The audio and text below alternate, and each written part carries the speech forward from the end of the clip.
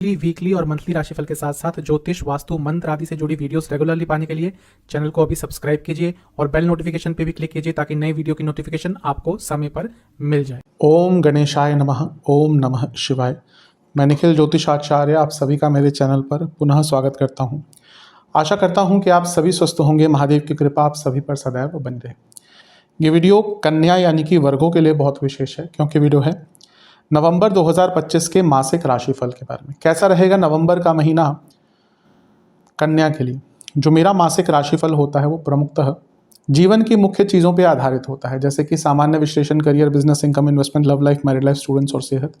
और इसके साथ ही वीडियो के अंत में कुछ विशेष उपाय भी मैं बताता हूं, जिसके करने से महीने की सकारात्मकता में वृद्धि अवश्य होती है। लग्न राशि या चंद्र राशि यदि आपकी कन्या है, दोनों ही गाइडेंस के लिए देख सकते हैं। जहां से ज़्यादा सूट रिलेट करता है वहां से देखिए। व्यक्तिगत तौर पे मेरा मानना है लग्न से अगर देखेंगे तो अच्छा। इनकेस नहीं पता है आपको अपनी लग्न राशि, तो आप अपनी चंद्र राशि से भी इसको ऑब्जर्व कर सकते हैं।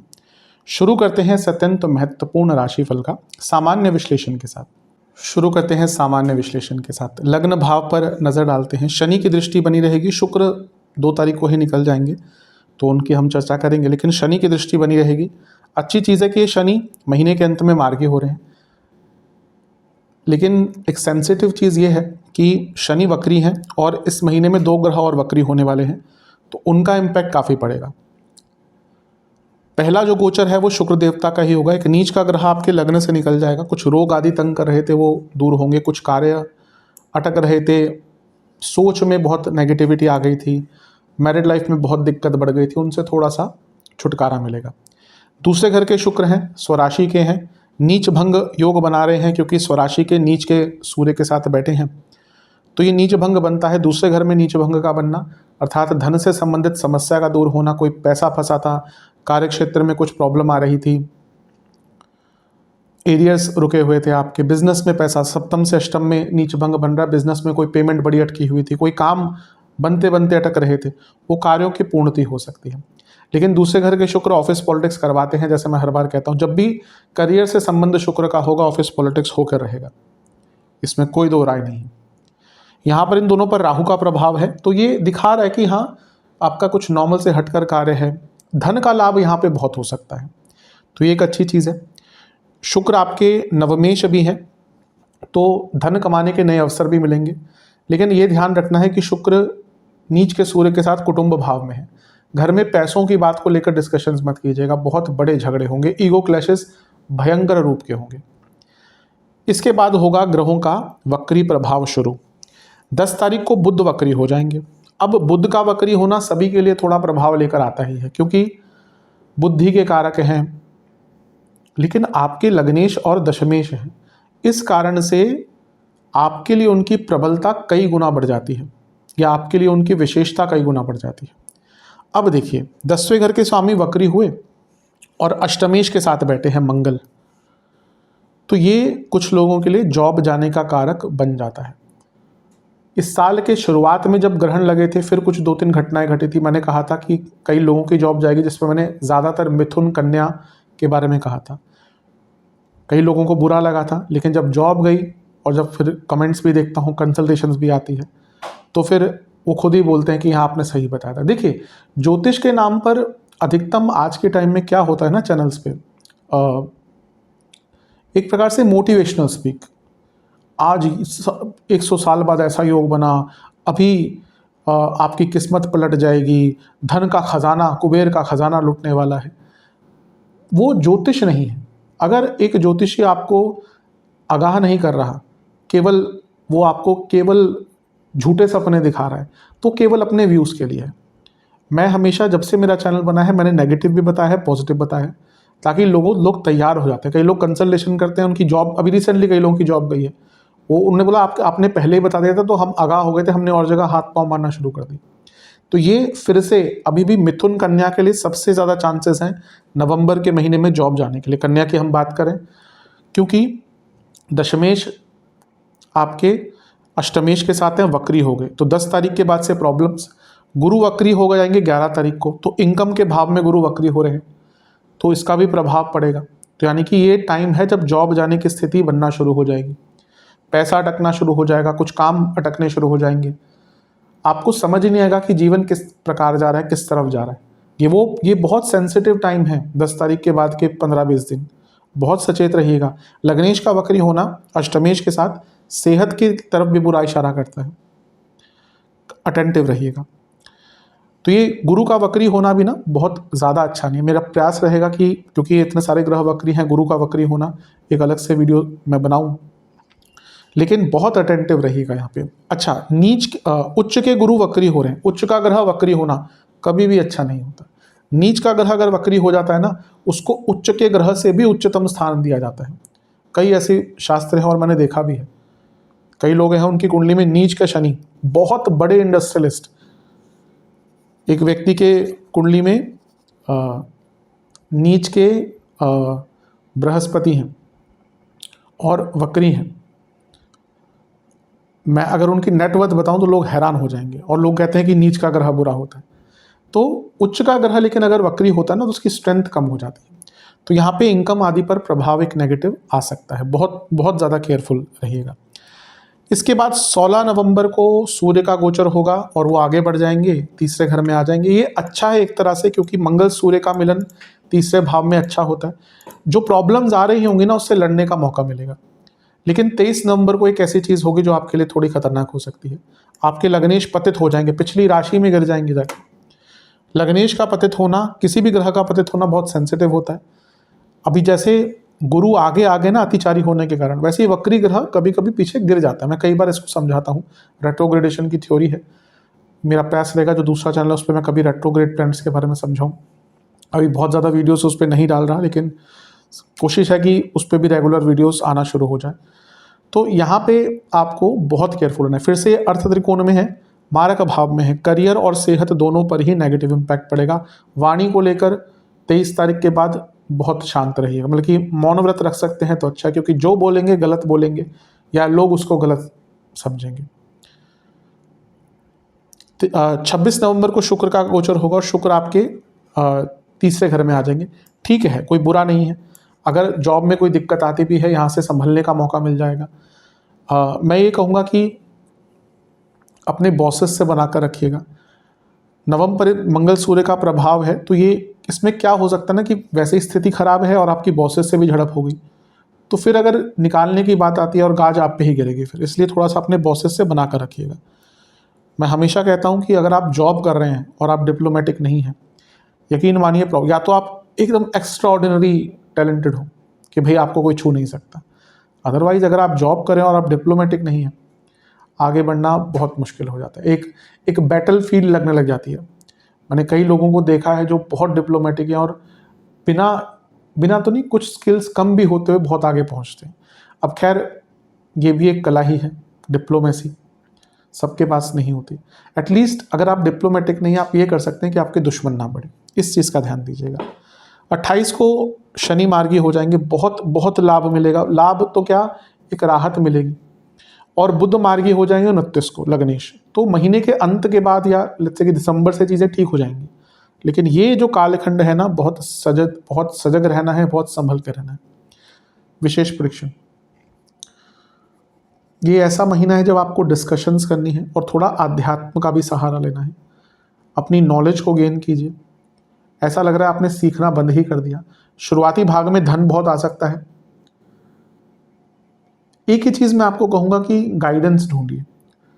हमें कभी कभी लगता है हम बहुत ज्ञानी हो गए हैं और वहीं से हमारी क्षति स्टार्ट होती है। विद्या ददाति विनयम, लेकिन ऐसा होता नहीं है। किसी भी क्षेत्र में जब हमारे पास थोड़ा सा ज्ञान आता है ना, हमें लगता है कि हम तो सर्वोच्च हो गए, सर्वश्रेष्ठ हो गए। वही हमारे पतन की एक स्टार्ट होता है। कभी भी ऐसा नहीं सोचना चाहिए कि हमें सब कुछ आ गया। तो अपने जीवन में और कुछ सीखने की कोशिश कीजिए, वो कार्य क्षेत्र में हो या कुछ और हो। लोगों की हेल्प लीजिए अगर कहीं पे कुछ समझ नहीं आ रही, लोगों की हेल्प भी कीजिए अगर आप कहीं पे कर सकते हैं, वो भी आपको आगे चलकर लाभ देगा। मेरे हिसाब से ये ऐसा महीना है जहाँ पे आप जितना अपने मन को, चित्त को शांत रख सकते हैं, जितना रिएक्टिव कम रह सकते हैं और जितना डिवोटेड ज़्यादा रह सकते हैं हर चीज़ के प्रति, उतना अच्छा रहेगा। जहाँ आपने इन सब चीज़ों पर ध्यान नहीं दिया वहीं पर दिक्कत और परेशानी खड़ी हो जाएगी। तो इन सब चीज़ों पर बहुत फोकस कीजिए। चलते हैं करियर की तरफ। जैसा मैं समझा ही चुका हूँ थोड़ी देर पहले, थोड़ा सेंसिटिव महीना है करियर के लिए। शुक्र का जो पहला गोचर होगा वो धनादि के लिए अच्छा हो सकता है। कुछ इंक्रीमेंट, कुछ इंसेंटिव्स, रुका हुआ पैसा एरियर के थ्रू प्राप्त हो सकता है। 2 तारीख को होगा, लेकिन 10 तारीख से एक मुश्किल समय स्टार्ट होगा। दशमेश जो करियर का भाव होता है उसके स्वामी वक्री हो जाएंगे। जैसा मैंने कहा वो अष्टमेश के साथ बैठे हैं, तो जॉब जाने के योग या जॉब में या कार्य क्षेत्र में बहुत दिक्कत स्टार्ट होना। 11 तारीख को आय के भाव में गुरु का वक्री होना, ये भी दिखाता है कि प्रॉब्लम्स आ सकती है। जॉब जाने के योग हैं, इनकम पे प्रभाव पड़ता हुआ दिखता है। इसके बाद 16 तारीख को होगा सूर्य का गोचर। ये थोड़ा संभालने वाला होगा, ये एक अच्छी चीज़ है। हो सकता है 10-11 तारीख को प्रॉब्लम स्टार्ट हो। सूर्य का तीसरे घर में आना चीज़ों को सुधारने का मौका देगा। तो क्योंकि तीसरे घर के सूर्य मंगल बहुत स्टार्ट हैं, बहुत स्ट्रांग होते हैं, तो कहीं ना कहीं आप अपने आप चीज़ों को संभालते हुए दिख रहे हैं। लेकिन 23 तारीख की जो स्थिति है, बुध का पतित होना, ये बहुत खतरनाक हो सकता है कार्य क्षेत्र के लिए। ये मत सोचिए कि 10-11 के बाद अगर निकल गए तो चीज़ें संवर जाएंगी, संभल जाएंगी, नहीं। 23 तारीख तो और भी खतरनाक है। आपके दशमेश और आपके लग्नेश पतित हो रहे हैं, पीछे गिर रहे हैं, तो फिर से जॉब जाने का योग बनता है। मैंने जैसे कहा था ना, मैंने कई लोगों की रिसेंटली जॉब गई, उसमें से मिथुन और कन्या वाले सबसे ज़्यादा हैं। बहुत अटेंटिव रहिएगा। ये अटेंटिव रहने के लिए होता है, ये सचेत करने के लिए होता है। अगर कंपनी में हालात बुरे चल रहे हैं, और मेरा प्रयास रहेगा मैं मंडेन पे भी एक वीडियो बनाऊं, अभी आने वाले 2-2.5 महीने भर कर ले ऑफ्स होने वाले हैं, तो थोड़ा सचेत रहिएगा। इसके बाद शुक्र का गोचर होगा 26 तारीख को। ठीक है, थोड़ा बहुत बेटर है, इतना मे भी किसी का साथ आपको प्राप्त हो जाए, जॉब बच जाए। और महीने के अंत में शनि नवंबर कब 28 को मार्गी हो जाएंगे, 29 को बुध मार्गी हो जाएंगे। तो अटेंटिव कब से रहना है? 10 तारीख से लेकर महीने के अंत तक। यहाँ पे बहुत ईजी नहीं रहेगा। इवन लेट्स से कि जॉब तो कुछ ही लोगों के जाने के चांसेस हैं, अदरवाइज भी बहुत बहुत रेस्टलेस महीना रहेगा। गलतियाँ होंगी। अगर आप ऐसा काम करते हैं जिसमें बहुत स्किल रिक्वायर्ड है तो गलतियाँ होंगी। फाइनेंशियल आपका काम है भाई कि आपका साइन हो गया, या आप एक वो आखिरी स्टेप है जहाँ उसके जिसके बाद फाइनेंशियल ट्रांजैक्शंस हो जाती हैं, तो बहुत सचेत रहिएगा, क्योंकि ये महीना बहुत सेंसिटिव है जॉब के लिए। विशेष प्रेडिक्शन, कमिटमेंट दिखाइएगा, फोकस दिखाइएगा। अपने बाकी चीज़ों को थोड़ा सा साइड या दरकिनार करके जीवन में जो चल रहा है, इस महीने करियर पर फोकस कीजिए। क्योंकि अगर आप जॉब कर रहे हैं तो ऑब्वियसली आपको उसका रिक्वायरमेंट है, नहीं तो आप नहीं करते। तो अगर जॉब का रिक्वायरमेंट है, वो इस महीने उसको प्रायोरिटी बना लीजिए। ये महीना पेशेंस का है, ये महीना अपने वल्नरेबिलिटीज़ को समझने का है, अपने नेगेटिव पॉइंट्स को समझने का है। ये महीना सही जगह पर हाँ और सही जगह पर ना कहने का भी है, ये समझना पड़ेगा आपको। ये महीना ऐसा है जब आपको अपना मत तो रखना है, लेकिन क्योंकि वाणी के स्थान में महीने के अंत में एक पतित ग्रह होगा, तो अपनी वाणी की शालीनता पर बहुत ध्यान दीजिएगा। एक सेंसिटिव महीना अवश्य है, इसमें कोई दो राय नहीं। व्यापार, बिजनेस के लिए महीना थोड़ा ठीक ठाक है। शनि, जैसा मैंने कहा, महीने के अंत में मार्गी होंगे, तो उनकी अवस्था थोड़ी ठीक हो रही है। उच्च के गुरु सप्तम को देखेंगे, 11 तारीख तक वो वक्री नहीं होंगे। शुक्र का गोचर 2 तारीख को होगा, जो नीच भंग योग बनाएंगे सप्तम से अष्टम में। तो शुरुआती जो 10-11 दिन है ना, इसमें बहुत बड़ा लाभ हो सकता है बिजनेस में, बहुत ज़्यादा लाभ, नया काम, अचानक से गति मिल जाएगी चीज़ों को। लेकिन जैसा मैंने कहा पहले भी, बुध मार्गी से वक्री हो जाएंगे। 10 तारीख को लग्नेश है, तो हर स्थिति पर प्रभाव पड़ेगा। फिर 11 को वक्री गुरु सप्तम को देखेंगे, काम अटकना शुरू होंगे, तो यहाँ पे सचेत रहना है। सूर्य 16 तारीख को तीसरे घर में आ जाएंगे, वक्री बुध के साथ बैठे हैं। अपने डॉक्यूमेंटेशन आदि पर ध्यान दीजिएगा, सरकारी कार्यों को पूर्ण कर लीजिएगा, वरना दिक्कतें आ सकती है। यहाँ पे लॉजिस्टिक्स की प्रॉब्लम, ट्रांसपोर्टेशन की प्रॉब्लम आना शुरू हो जाएगी। 23 तारीख को बुध का वक्री से पतित होना बहुत कष्टकारी हो सकता है, क्योंकि सप्तम से अष्टम में एक पतित ग्रह आ रहा है। धोखाधड़ी भी हो सकती है, पार्टनर से धोखा मिल सकता है, स्कैम का आप किसी शिकार बन सकते हैं और कोई बड़ा नुकसान भी हो सकता है। फिर 26 तारीख को शुक्र का गोचर ठीक ठाक है, सप्तम से भाग्य में आ गए, लक्ष्मी के कारक, तो कोई अटका काम बन सकता है, कोई लॉस हुआ था उसकी भरपाई हो सकती है। और महीने के अंत में बुध मार्गी शनि मार्गी चीज़ों को ठीक कर देंगे या एटलीस्ट थोड़ा सरलता ले आएंगे। लेकिन जैसा मैंने कहा, ये कालखंड बहुत केयरफुल होकर काटना है।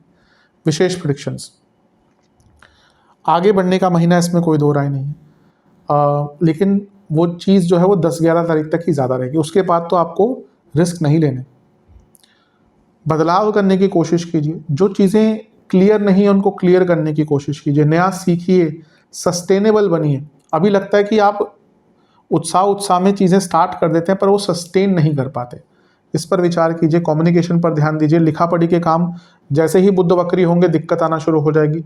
बड़ा काम है आपका तो जो भी पेपर वर्क वगैरह है उसको सचे, उसको एकदम पूरा ठीक करके रखिए। शुरुआती भाग में पैसा आता हुआ दिख रहा है, कोई डाउट नहीं है।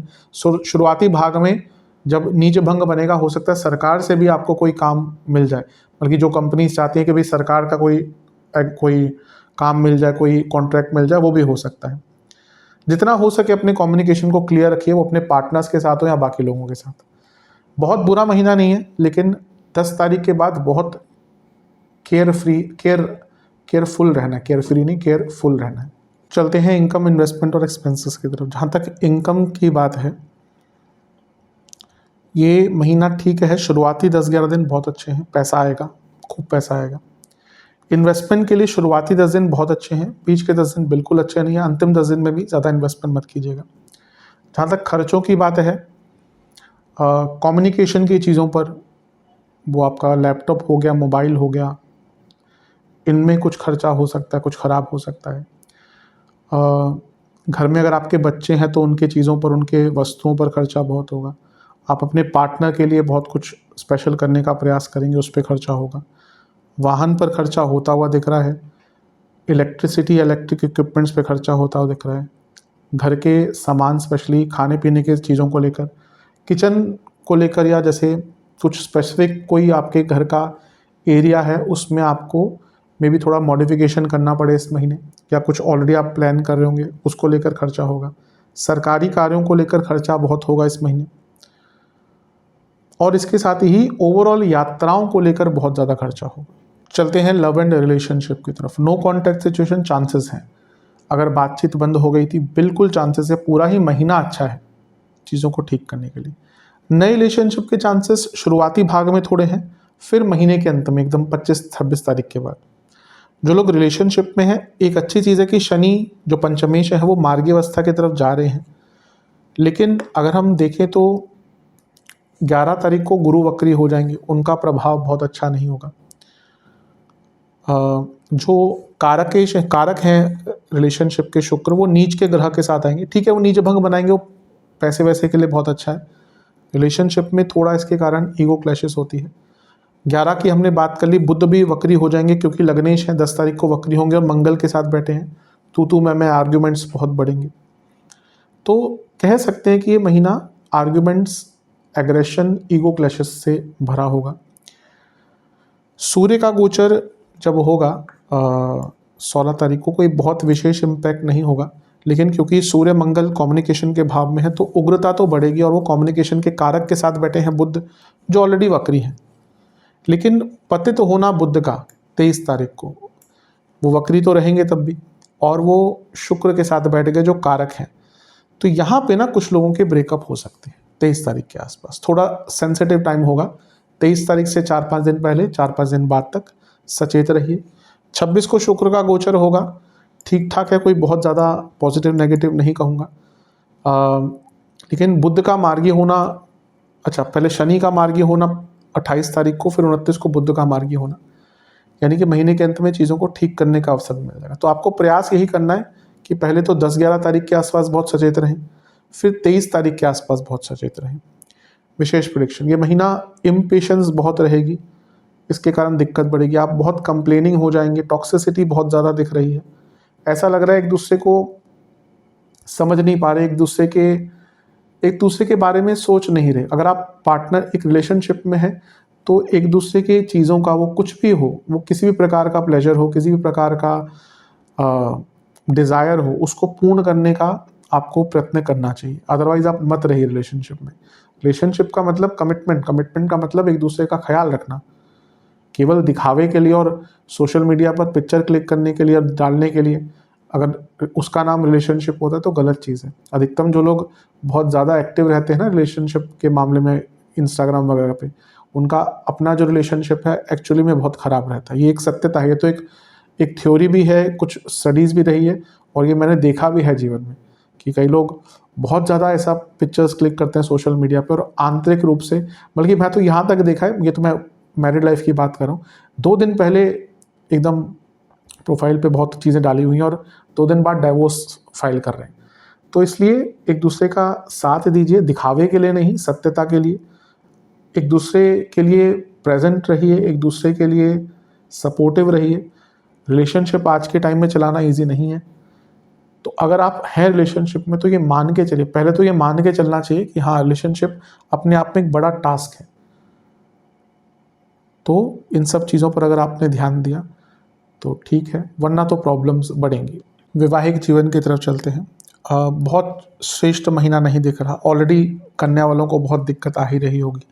शुक्र भी नीच के थे। एक अच्छी चीज़ है कि हाँ, वो अपनी नीच अवस्था से महीने के शुरुआत में ही निकल जाएंगे, 2 तारीख को नीच भंग बनाएंगे। लेकिन सप्तम से अष्टम में नीच भंग बन रहा है, जो मैरिड लाइफ के लिए कोई बहुत खास नहीं है। मैंने कहा धन आदि के लिए हो सकता है। यही ज्योतिष की विशेषता है, एक योग एक जगह पर लाभ देगा, वही योग दूसरी जगह पर बुरा प्रभाव दे सकता है। 10 तारीख को बुध वक्री हो जाएंगे, जो लग्नेश हैं। सप्तम से त्रिकोण में है तो प्रभाव पड़ेगा। और 11 को वक्री गुरु सप्तम को देखना शुरू, बल्कि पहले ही देख रहे थे, वक्र अवस्था भी उनकी हो जाएगी। तो 10-11 तारीख के बाद बहुत दिक्कत, कन्फ्यूजन बहुत रहेगी, समझ नहीं आएगा कि प्रॉब्लम कहाँ पर है, पर प्रॉब्लम रहेगी।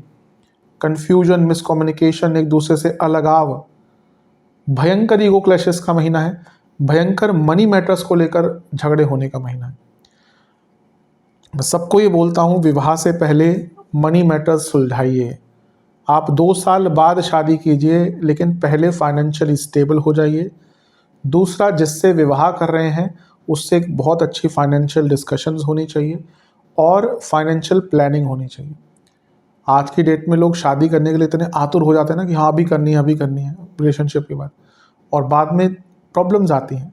बहुत बड़ा कारण है फाइनेंशियल कंपैटिबिलिटी ना होना या फाइनेंशियल डिस्कशंस ना होना, जिसको लोग बहुत लाइटली लेते हैं ना। बहुत बड़ा, one of the major reason है डाइवोर्स का। क्योंकि विवाह से पहले तो भाई क्या है कि भाई अब घूम फिर आए, कॉफ़ी पी ली। जब रिस्पॉन्सिबिलिटीज आती हैं और तैयार नहीं, तो वहाँ पे दिक्कत आती है।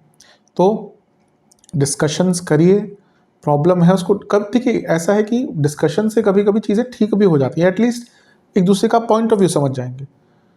फाइनेंशियल कंपैटिबिलिटी नहीं है, फाइनेंशियल डिस्कशंस नहीं हो रही, तो प्रॉब्लम और बढ़ती रहेगी।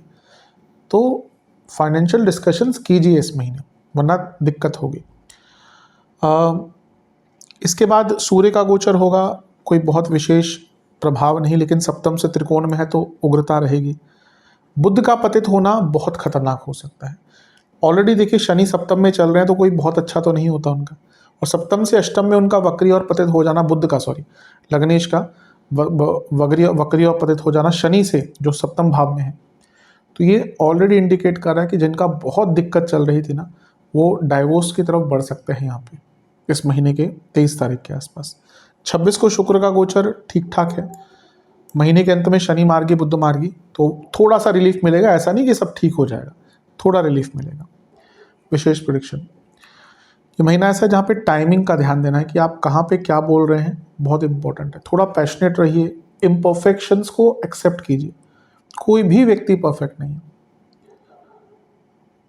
आप में 10 खामियां होंगी, आप में 10 खूबियां होंगी, and same goes with your partner. एक किसी व्यक्ति की कमियां निकालना मेरे हिसाब से इस पूरे जगत में सबसे इजी काम उससे कुछ है ही नहीं। आप किसी व्यक्ति की 100 कमियां निकाल दें, आप में भी लेकिन शायद 101 हो। इसीलिए कमियां निकालने के जगह आप एक्सेप्ट कर लीजिए कि भैया हाँ हो सकता है इसमें। मैं कभी ऐसा डिस्कशन कंसल्टेशन में होता है ना, कोई अपने पार्टनर के बारे में पूछता है किसी, मैंने कहा वो नेचर है उनका, एक लग्न है, ग्रह उसमें बैठा हुआ, तो नेचर है, आप उसको नहीं बदल सकते। एक व्यक्ति एक डिफ़ॉल्ट सेटिंग्स के साथ पैदा होता है। नेचर को कितना बदल लेंगे आप? एक व्यक्ति बहुत लेड बैक है, एक व्यक्ति बहुत ज़्यादा ओवर एक्साइटेड रहता है। वो लग्न के हिसाब से, ग्रहों के प्रभाव से होता है। एक व्यक्ति के लग्न में मंगल बुध है, हमेशा एक्साइटेड रहेगा। एक व्यक्ति के लग्न में शनि है, लेड बैक रहेगा, ठीक है भाई होने दो जो होना है। तो वो नेचर समझना पड़ेगा, अपने पार्टनर की इम्परफेक्शंस को एक्सेप्ट करना पड़ेगा। नहीं कर पाए तो दिक्कत परेशानी सब कुछ बढ़ने वाली है। रिलैक्स रहिएगा, कनेक्शन बनाकर रखिएगा और एक दोस्त की तरह रहिएगा अपने पार्टनर के साथ। चलते हैं स्टूडेंट्स की तरफ। जहाँ तक स्टूडेंट्स का दृष्टिकोण है, एग्ज़ाम्स शुरुआती 10 दिन अच्छे हैं, बीच के 10 दिन कष्ट देंगे, स्पेशली प्रिपरेशन नहीं है तो बहुत परेशान रहेंगे। अंतिम 10 दिन भी मेंटली अच्छे नहीं हैं, आपको मेंटल हेल्थ पर बहुत ध्यान देना है इस महीने। ओवरऑल बात करें स्टूडेंट्स की, पंचमेश शनि वक्री ही है, मार्गीय अवस्था की तरफ जा रहे हैं, लेकिन उससे पहले क्या होगा, शुक्र का गोचर खैर बहुत डायरेक्ट इम्पैक्ट नहीं डालेगा, 2 तारीख को होगा, लेकिन बुध का मार्गी होना जो कारक है स्टूडेंट्स के लिए अच्छा नहीं है। पंचमेश ऑलरेडी वक्री है और पंचम पर वक्री गुरु की दृष्टि हो जाएगी 11 तारीख से, बल्कि दृष्टि तो पहले भी थी लेकिन वक्री गुरु की, गुरु वक्री हो जाएंगे 11 को। तो आप देखेंगे 10-11 के बाद बहुत अव्यवस्थित हो जाएंगी चीज़ें, मेंटली बहुत अनक्लियर रहेंगे, फोकस की कमी होगी, चीज़ें बहुत अव्यवस्थित हो जाएंगी, चीज़ें आउट ऑफ कंट्रोल हो जाएंगी, काम अटकेंगे, एडमिनिस्ट्रेटिव कार्य अटकेंगे, अपना कोई असाइनमेंट वगैरह है टाइम से दे दीजिएगा। इन सब चीज़ों पर बहुत ध्यान देना है। विशेष प्रेडिक्शन, ये महीना इजी नहीं है, चीज़ों को कंट्रोल में रखिएगा शुरू से ही, 10 तारीख से पहले ही व्यवस्थित हो जाएगा। टेंशन बहुत रहेगी, एक्सपेक्टेशन की टेंशन, अपनी टेंशन, अव्यवस्थित चीज़ों की टेंशन, बीच में कभी कभी आप बहुत ओवर कॉन्फिडेंट भी हो जाएंगे, एकदम केयरलेस हो जाएंगे, कॉन्शियसनेस की कमी दिख रही है, गति नहीं दिख रही इस महीने अनप्लैंड दिख रहे हैं। ये महीना स्टूडेंट्स के लिए बहुत टेस्टिंग होने वाला है।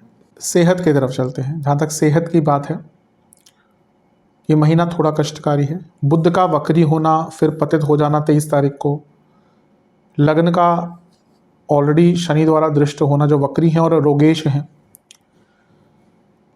तो ये बहुत अच्छा इंडिकेशन नहीं है। इस महीने जिनको डायबिटीज़ है, जिनको आँखों के रोग हैं, दांतों के रोग हैं, हार्मोनल इश्यूज़ हैं, स्किन डिसऑर्डर्स हैं, और जिनको लिवर और हार्ट का इशू है, उनको बहुत ध्यान देना है। शुरुआती 10 दिन में cardiac issues, metabolic disorders, lifestyle disorders, बीच के 10 दिन में वात का बढ़ना, बॉडी पेन, नसों की प्रॉब्लम, बॉडी में बहुत ज़्यादा अकड़न आ जाना या बहुत ज़्यादा वीकनेस फील करना, हर चीज़ में वीकनेस आना, कमर के आसपास कोई प्रॉब्लम, शोल्डर में दिक्कत या शोल्डर की कोई परेशानी। अंतिम 10 दिन में आँखों के रोग, हार्मोनल प्रॉब्लम, पुनः नसों की प्रॉब्लम और इन्फेक्शंस बहुत दिख रहे हैं। उपाय के स्वरूप में गणपति जी को दुर्वा अर्पण कीजिए, बेसन के लड्डू और मोतीचूर के लड्डुओं का भोग लगाइए, 2 घी के दिए अर्पण कीजिए जिसमें एक एक चुटकी सिंदूर की हो, और ओम वक्रतुंडाय नमः मंत्र का 108 बार जाप कीजिए। महादेव का पंचामृत से अभिषेक कीजिए और किसी भी मंदिर में शक्कर का और तिल के तेल का दान कीजिए। ये उपाय कर लेंगे तो अवश्य बहुत लाभ मिलेगा। आशा करता हूँ वीडियो काम आएगा। चैनल पे नहीं सब्सक्राइब कीजिए, वीडियो को लाइक कीजिए। मिलता हूँ अगली वीडियो में, तब तक के लिए ओम नमः शिवाय।